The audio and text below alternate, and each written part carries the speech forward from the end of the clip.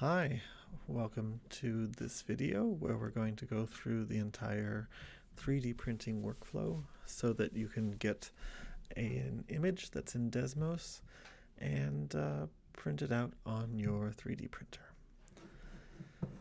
So we're going to start with this design right here that we'd like to put on our 3D printer. I think I'm going to modify it a little bit. Maybe I want to make this red circle a little bit further out. Right now the red circle has this radius 1.5. If I make the radius up to 2 in both directions, then we get this kind of globe shape. Okay, first thing we want to do once we've gotten our shape the way we wanted it, we are going to prepare it for export. So to do that, we're going to remove the grid, we're going to remove the axes, and we now just have this shape in terms of the curves. The next thing we want to do is we're going to turn all of these curves to be black. Choose it, choose it, choose it, and now they're all black. And we want to change the thicknesses of the lines. So it's important here that we make the thickness of the lines a little bit thicker, because when you are 3D printing something, you want to make sure the walls are thick enough, especially if you have a small model that you're going to make. So remember, in Desmos we can do that directly here. Maybe we make this 10, maybe a little bit more, 15. Actually I'm going to make this one 20, and then I'll make the other ones instead of 20, maybe 10, and we'll make the other one 10 as well. Now, as I've made these changes, this doesn't feel as globy as it was before, so maybe I'm going to take this outer circle and move it out a little bit further. If I make this 2.1, how does that look? 2.1. Now I've pushed that out further, and this is the way that I want my final piece to look. Okay, so next thing we're going to do is we're going to export it. So we want to make this as large as possible on the screen by zooming in. Maybe I zoomed in too much, or I can scroll a little bit to scroll in. Basically, we're trying to get as good of a resolution as possible, but also have it all on the screen. Okay, now we need to take a screenshot. When you're on a PC, you hit the print screen button and you choose your area. On a Mac, you use this Command Shift 4 key, and you drag your the screenshot that you want to make. I like to make it as centered as possible, and sometimes you have to do this a couple of times, but in the end it ends up giving us this this piece that I'm going to drag to my desktop so I can access it later. Okay, so now we have a screenshot of our image, and we're going to convert it into an SVG file. As a reminder, what we're not doing is we're not exporting it as an SVG. Instead, we're doing that screenshotting. Okay, next. We go to this website. I use this link right here. I go to this website and I drag my screenshot into there. It uploads it, and I click the start button, and it does the conversion from that file, the PNG, into the SVG file, and I can now download that file and figure out where it is and download that. So now I have an SVG file that I have created using this online convert program.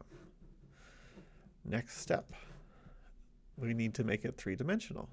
So we're going to first import it into Tinkercad, and to do that, we go over to Tinkercad, we log in, and we do create a new object, create a new 3D design. So this new 3D design, I'm just going to drag this directly in, and did that work? Maybe it worked, maybe it didn't. It looks like it didn't. If I click the import button, now I can drag it on here. And I'm centering it on my artboard, the scale that it says. And where is it? It's thinking. Okay, so now this object is here. It is way too big. Okay, so we need to resize it. So to resize it, this is something we learned in class. We can hold down the Shift button and go to this corner and drag it, and that's going to keep its dimensions the same. Now I'm going to move it back, and again I'm going to push Shift and drag it and move this over. Let's see, I think if I click this button, then I can see the screen. So I'm going to move it to the middle, and then I'm going to adjust it a little bit. If I look at my piece right here, the shape looks good, but maybe I want to make it taller. So if I click, oh no, that's the up button. I don't want this little cone thing, and I did Control Z or Command Z, and I want this square to change the height of the piece. So now I have a piece, and is a 3D model that's the right size. Now let's imagine that we wanted to do something else with this, like maybe mix it with the cylinder. So if I bring a cylinder into here, and I make my cylinder about the same size, let's see, 50 by 50, and maybe I'm going to make it short, like this. And I'm bringing in the cylinder because I want to put this design that I have on top of the cylinder. So I'm going to take this design, I'm going to again use Shift to change the size of it, and I want it to be smaller than the cylinder itself. So there it is.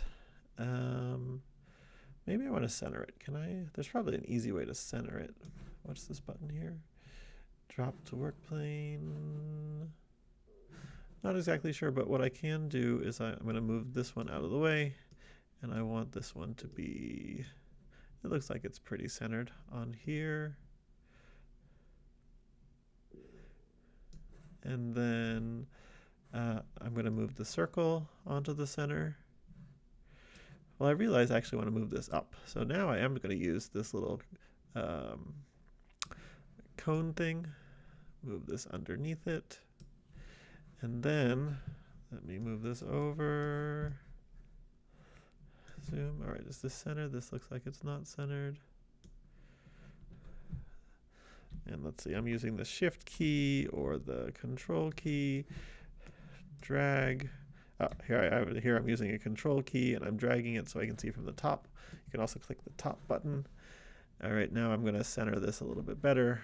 Move this over here. All right, so this is looking almost centered on the object. And again, let me push this button. Ooh, it's too high. So maybe I need to move it down again. Let me move it so that it is down. It's overlapping. And I'm going to make it a little bit taller.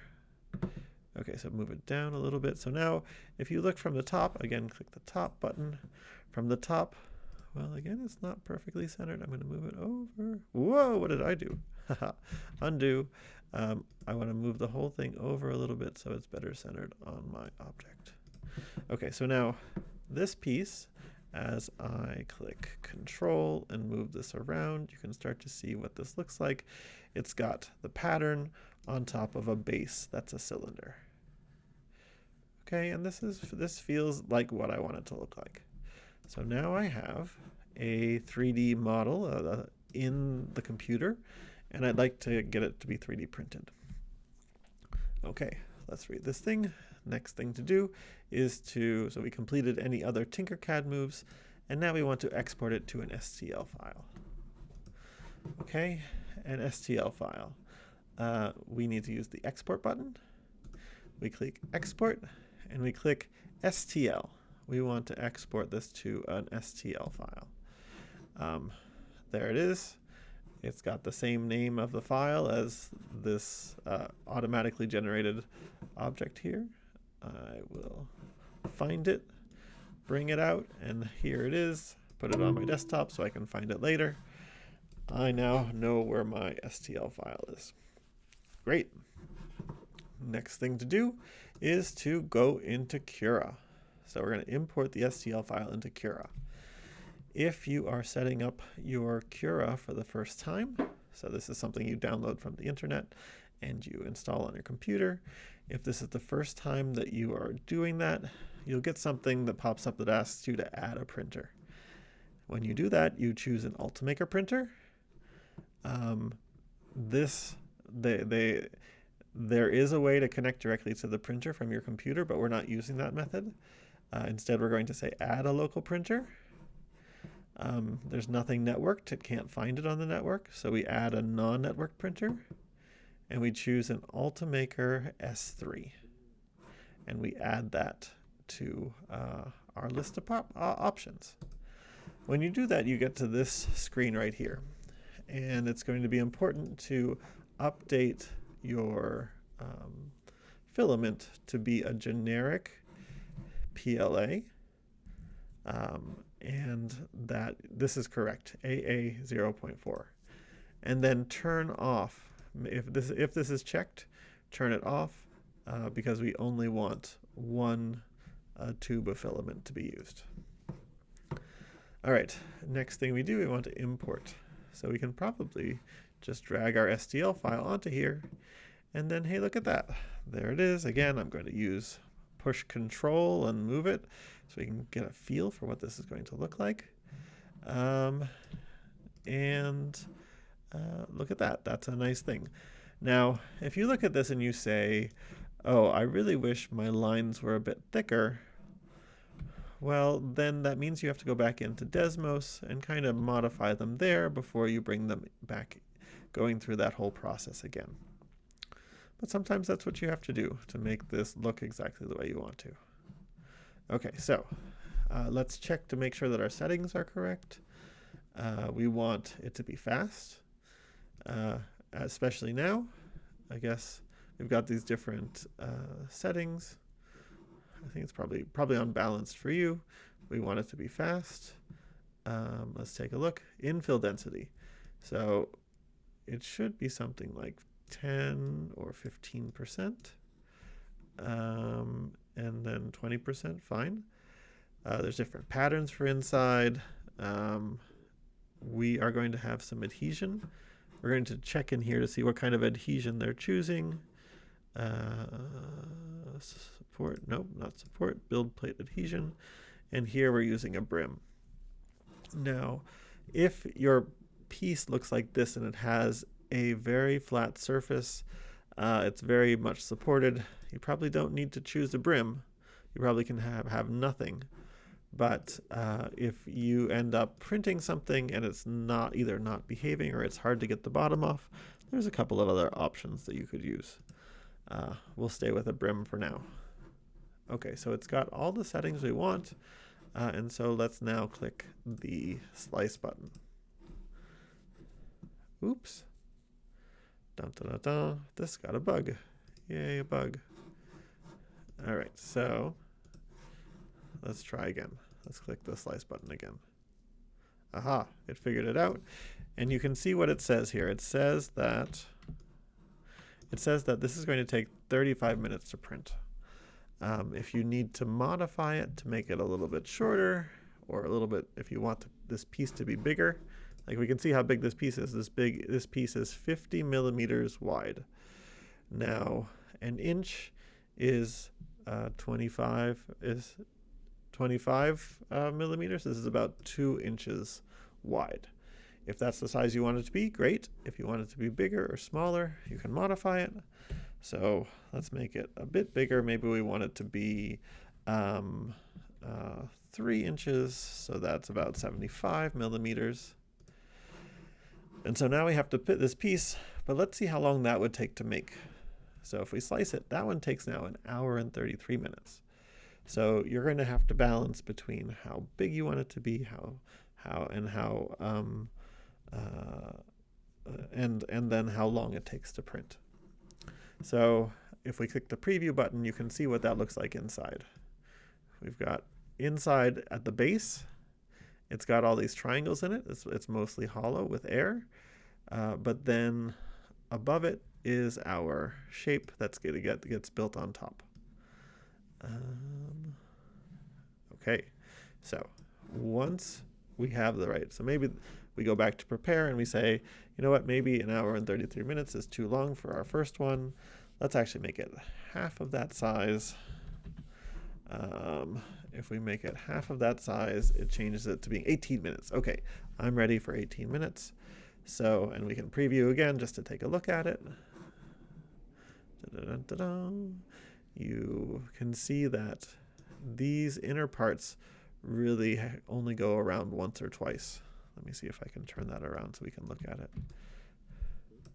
If we zoom in here, you can see that when the 3D printer goes along, it's really going around one time to make each of these. So that may be a bit thin, but you know, I'll try it out, see how it goes.